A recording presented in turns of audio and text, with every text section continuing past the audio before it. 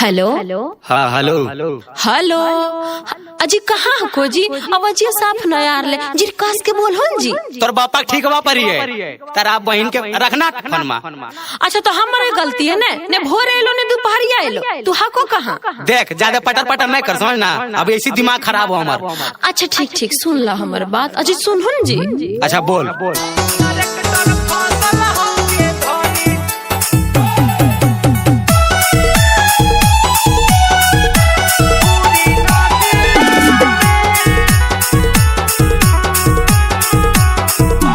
बोला ड्राइवर सैया भागे तू रतिया में, बोला ड्राइवर सैया भागे तू रतिया में। ट्रैक्टर फसल होगे धनी सकरी नदिया में। अच्छा। ट्रैक्टर फसल होगे धनी सकरी नदिया में। खनमो खाए नहीं आइला दोपहरिया में, खनमो खाए नहीं आइला दोपहरिया में।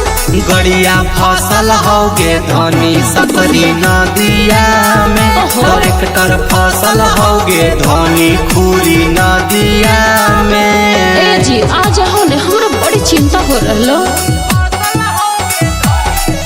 रिकॉर्डिंग बाय बारो म्यूजिक नवादा।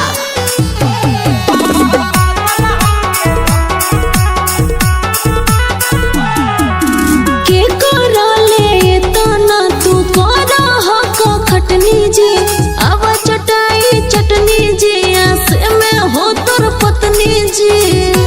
अब ना रख दे तू फोनमा काम कर हो नहीं माथा गे। अच्छा। बालू में धसल चाका गे, करे दिमाग नहीं खाता गे। सुना काहे तना तू गुस्सा हो हमर पतिया पे, काहे तना तू गुस्सा हो हमर पतिया पे। गड़िया फसल होगे धनी सकरी नदिया में। ट्रैक्टर फसल होगे धनी खुरी नदिया में। ए जी कोशिश करा जल्दी आवे के।